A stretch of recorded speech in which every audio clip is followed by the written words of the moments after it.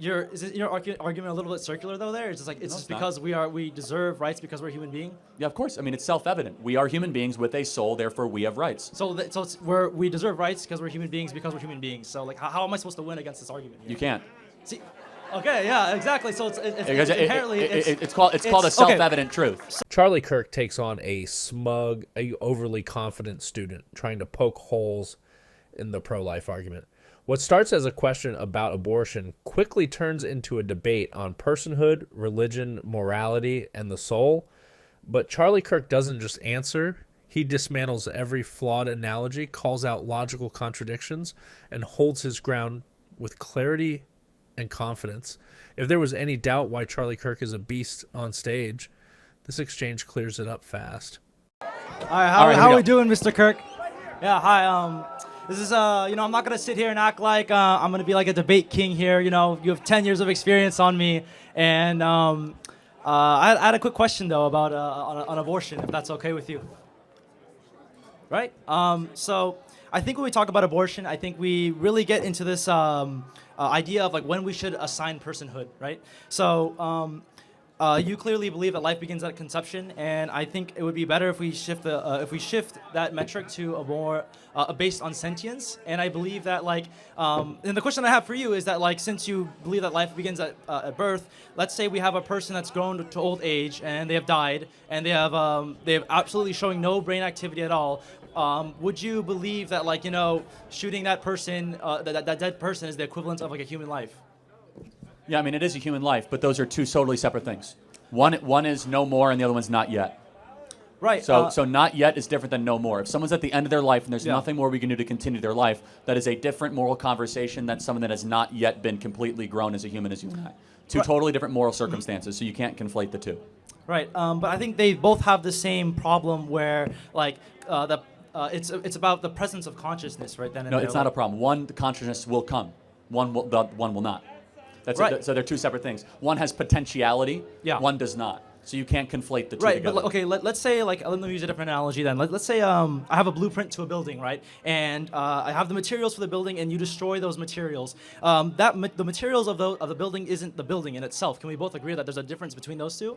Is the building building itself in real time, and it's currently being constructed, and it's going up? No, up, but up? it still doesn't really matter because they're still adding value to the fact that we're creating the building. Bad analogy. Right? A blueprint. Because the blueprint not itself is not the building. Right. Exactly. No, so I'm if saying, you were to a human being's DNA is not just. We agree on that though. No, the blueprint is not the building. So there's probably different moral qualifications. No, they're not. I'm saying though that the baby is the building. So you're incorrect. Okay. So the building is following the blueprint. So when you're looking at like I don't know, like a fertilized egg, you're telling me a picture of this fertilized egg is the equivalent of a human life right now. No, the exact same thing. What's the difference? The different stage of development. No. So why should stage of development give you more rights? Well, I mean, you're acting like this is not something this is done in society. Like, for example, we do judge based on different stages of development, like in cognitive capabilities, right? I'm not letting a fetus drive a car. A fetus can't drive. The right to life. Alcohol and whatnot. Apply the right to life to your stage of development. This is a little bit different. So I guess a different question I would have to ask you is why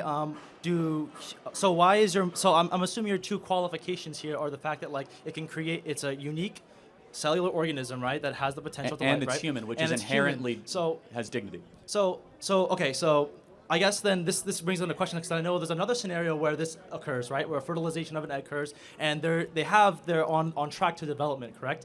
And this other example that I'll think of is animals, right? I think why do we not give the same moral consideration to animals as we are to zygotes in this situation? Because animals aren't human beings. Okay, but why is human beings? Human beings have a soul, and animals do not have a soul. So levels. So this is my point, guys. Soul is not just consciousness. It's a conscious experience. No, you are Let me prove it to you. Wrong. This is honest though. Let me prove it to you. When someone is quote unquote brain dead, do you know that they still respond if someone stabs them? Their norepinephrine goes up. Do you know that a woman still menstruates if she's brain dead? So consciousness is not human worth. There's something else going on beyond consciousness that exists in a being that is the soul. Okay, so now we're getting into a conversation of what the difference between a soul and a consciousness is. And no, they're totally different. The soul is something beyond. Consciousness is your narration to yourself, the ability to reason. There's something above reason. All of us know what that is when it kicks in. You ever hear the expression, words can't describe? I am speechless. You know why? Speech is reason. When you see a sunset that takes your breath away, when you see a newborn life that is born, you don't even have the words to express it because it transcends your reason. I agree with that. That is your soul. soul. So I mean, that's a good point. Like when we give, what you just labeled there is like when a child is given born, when they're born, we give such moral significance to that, not the fact that like they got infertilized by an egg. I don't want to celebrate. I want to sort of I'd rather celebrate my birthday rather than like, you know, the day my parents had sex. That's kind of a little weird situation, you know what I mean? Like if life begins at conception. Well, it's called your birthday for a reason, right, but you were a living being, not. It seems that like society you kind were of 9 months prior. Gravitates to this idea of like an actual human being existing that gives moral value, right? One is your entrance to the world. The other one is the actual creation of your being. Two different things. Your birthday is when you entered the world. Right. For example, your birthday could be at 28 weeks, not 36 weeks. So everybody has a different day when you exit the womb, but it's not when your worth begins. That's not when your value begins. That's simply when you exit the womb. Right. So I have a good question. I really want to get back to this idea of like you give more moral value to the level of the fact that like that humans that are developed have a soul in comparison to like, you know, a zygote that, or actually no, animals. Or a coyote. Okay. So is that not the same comparison to like a zygote to a developed human being in the sense that we are a higher functioning conscious being in comparison to like this other thing that we can just actively kill whenever we want? Doesn't matter. I mean, can you actively kill a 1-year-old? Doesn't have as much acuity as you do or consciousness. Right. Yeah, but like I mean, that's not the, can you kill a 1-year-old? That's the same thing because like this is going back to my like what's the difference in a 1-year-old right? and a 1-day-old zygote? What's the moral difference? The level of consciousness. Oh, right? so one's bigger. One's more developed. One's older. The consciousness is completely irrelevant. Sure. Because just you know that a 1-day-old out of the womb doesn't have a lot of consciousness at all. Okay, sure. It that's can't fine. speak. It can't really. It's kind of like disembobulated. But you don't get less rights for that. I agree. I mean, like, well, to a certain degree, I agree with that. But like, there is a meaningful difference between a fertilized egg and a conscious human being. One is less conscious than the other. Oh no, one has more skills. But like, what's the innate moral difference? And prove it to me. Because it seems like we do restrict rights, and we do actually change rights based on development and consciousness. No, about life. So like a 4-year-old. Right. What is the innate moral difference of a 4-year-old and a zygote? One is more conscious. Okay, got it. So I think that's irrelevant. I think they're both human beings deserving of protection. Consciousness alone is not a marker of dignity.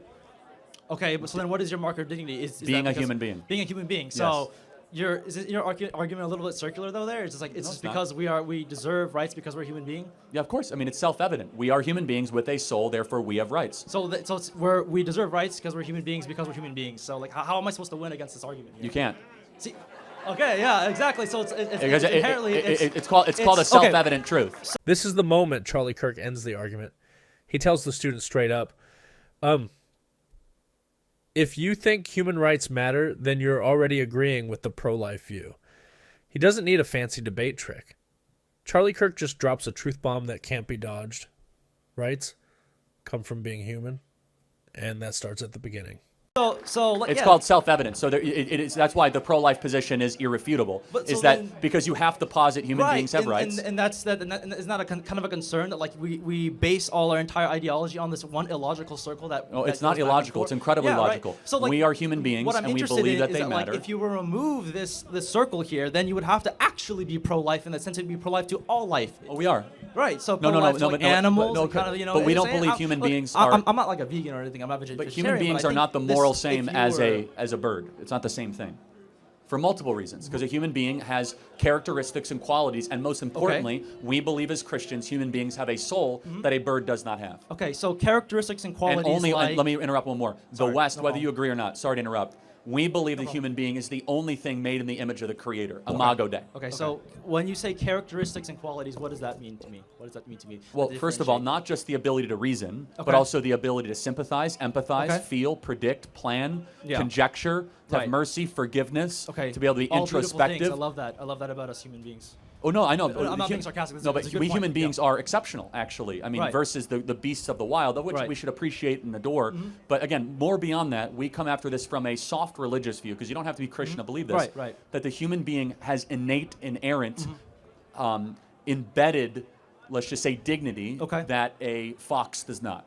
Right. Yeah. So what you just did there is kind of like my argument here. You're saying that like because we are human, we are more developed, we have higher cognitive reasoning, we're able to sympathize, emotion, and reason, do all these and the great soul. things, right? But the thing is, well, I guess that's a religious belief, though. Well, in that's my an interesting system, question. I think that consciousness is the soul, and that's why if you don't believe in God, it's easy to go want to murder a bunch of people. And I'm not criticizing you. It goes back to just a common theme here. If you believe in God, every human being has dignity.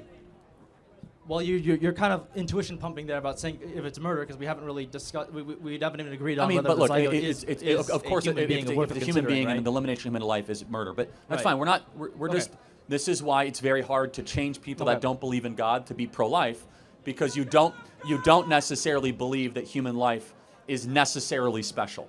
No, I mean, I do. But you might think it's like unique and it's like interesting. It is but experience, you don't believe it's made in the image of a creator. Okay, yeah. And that's fine. And that's why we tend to be the pro-life champions, and those that don't believe in God don't. And that's okay. Okay. It's just that clarity is important for the audience. Okay, so I guess we can keep going back and forth. I'm sure you got a whole line. I'm gonna give it to more people. But you've been great. I do want to have a good question with you. A question about that I want to leave off on is, so it seems like I think you're pretty set in stone in this position, and I would like to ask, what would I have to do or prove to show you in order to convince you that pro-life isn't the answer that society should be seeking for? I mean, it would be an impossibility. You have to prove to me God doesn't exist. Okay, so then we can agree that like this is just a moral issue that you're appealing to a book. Of course, I mean all moral issues appeal to an authority. Obviously, why is murder wrong? I mean, because the reason, if you want to talk about morality, we can talk about morality too. Abortion is a moral issue, of course it is. Yeah. But the reason why our whole conversation is laced with morality. But in order to kind of like reduct it to like a textbook or a book or a specific like thing, why? Where do you get your morality from? Well, I think morality should be based on like what is the best choice of action to help society progress. Okay, okay, got it. What if society agrees we should kill the dumb people? Well, probably not the best. Well, but why? Well, the thing is, it's how about the this? thing is, we should abort. Pragmatically, that doesn't work out. Yes, it does. In Iceland, it's mandatory to abort Down syndrome babies. Okay. It's best, right? Down syndrome people are a strain on society. Why do you say it's wrong? I mean, because there's some degree of like we should protect some people. Why? By what standard? Why are you appealing to? I appeal to a book. What do you appeal to? The thing is, I think like there's still some value to Why? people. What standard? That is that your opinion, or is there something transcendent telling you that? No, there's something transcendent because like there is some sacredity to life, and that's what I agree with. I agree that life is sacred. That's why I would agree that if you adopted a more broader pro-life stance, I think I would be more on side of that. Like if you want to have a society where we're forcing women to breed and pump out children, then I would say you would have to create that society where like it is more able for them to do that, and in addition to not be indiscriminate between life. So I think I would agree with that sentiment, right? Thank you for your time. Appreciate it. Okay, sorry, yeah. Thank you. Hat? Yeah, I'll give you a hat. Thank you.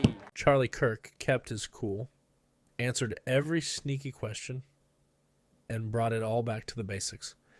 Life matters because it's human. Well, not because it's smart, not because it's big, just because it is. And when that student tried to trap him in circles, Charlie Kirk hit back with clear logic, real values, and unshakable faith. That's why Charlie Kirk wins these debates every single time.